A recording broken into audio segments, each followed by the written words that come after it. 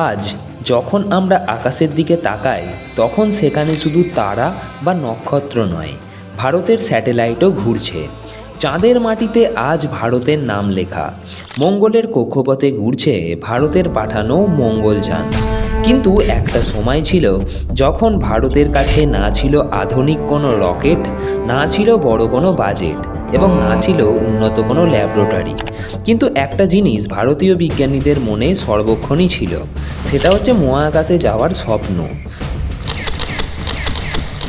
তবে ভারত মহাকাশ গবেষণায় এখন যে পর্যায়ে রয়েছে, সেখানে পৌঁছাতে ভারতীয় মহাকাশ গবেষণা কেন্দ্র ইসরোকে অনেক সমস্যার সম্মুখীন হতে হয়েছে।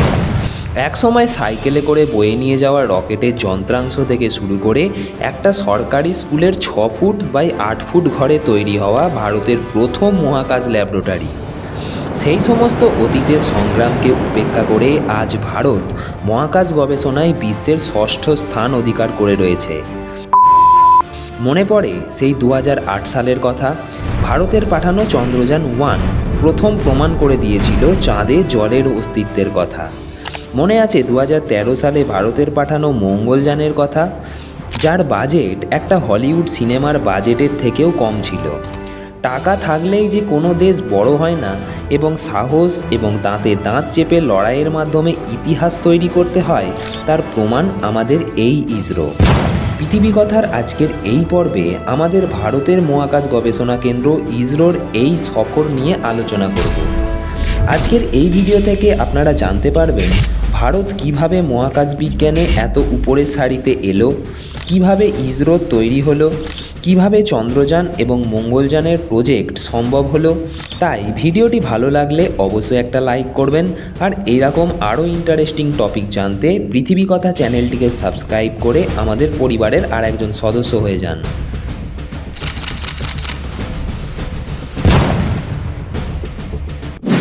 চলুন একটু পিছনে যাওয়া যাক। 1960-এর দশক।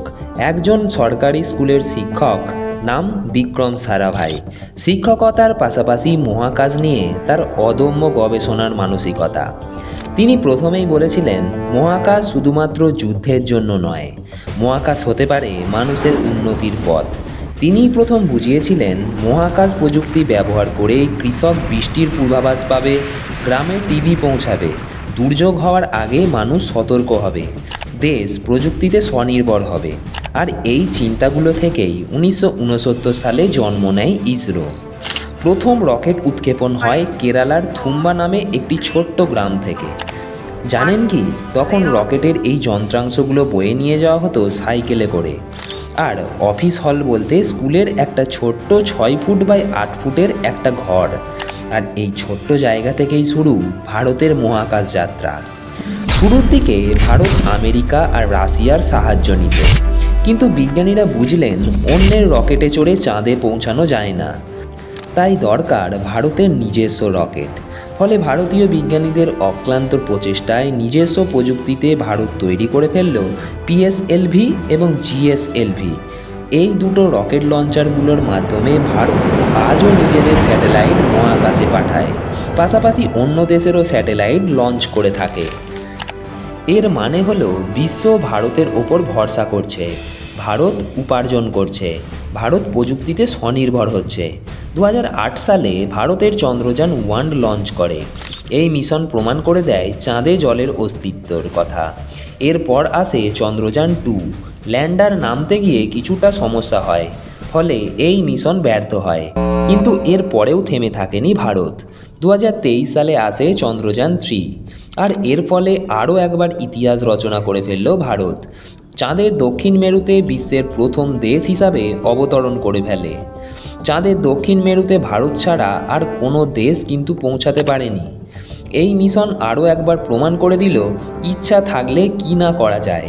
শুধু চন্দ্রযান নয়, মঙ্গলযানও পাঠিয়েছে ইসরো। 2013 সালে প্রথমবারের চেষ্টায় সবথেকে কম বাজেটে সফল হওয়া মঙ্গল মিশন। এই মিশনের বাজেট ছিল একটা হলিউড সিনেমার বাজেটের থেকেও কম। আর এর পরেই আমেরিকা ভারতকে বলেছিল লো কস্ট প্লাস হাই টেকনোলজির দেশ হলো ভারত।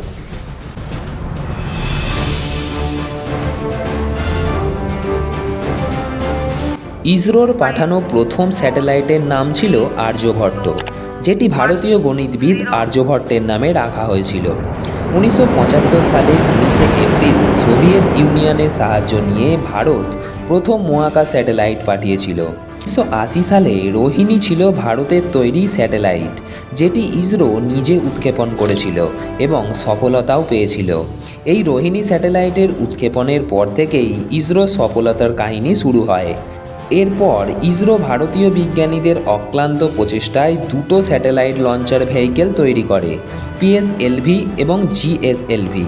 এই স্যাটেলাইটগুলোকে মেরু কক্ষপথে স্থাপন করতে ব্যবহার করা হয়। এক পরিসংখ্যান বলছে, নাসা 1 বছরে মহাকাশ গবেষণায় যে পরিমাণ অর্থ খরচ করে, ইসরো 8 বছরে সেই পরিমাণ অর্থ খরচ করে মহাকাশ গবেষণায়।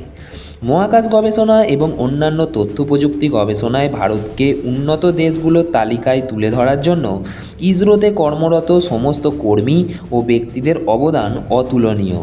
যেমন বিক্রম সারাভাই ইসরোর জনক নামে পরিচিত ছিলেন, APJ Abdul Kalam missile man নামে পরিচিত ছিলেন, কে শিবান ছিলেন চন্দ্রযান 2 মিশনের কর্ণধার, ঋতু কারিদাল ছিলেন মঙ্গল মিশনের প্রধান উপদেষ্টা।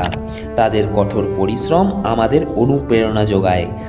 নাসার বিজ্ঞানীরা কত বেতন পান এবং চন্দ্রযান 2 মিশন নিয়ে আমাদের চ্যানেলে ভিডিও রয়েছে, সেই ভিডিওগুলো এন্ড স্ক্রিনে দিয়ে রাখলাম, দেখে আসতে পারেন।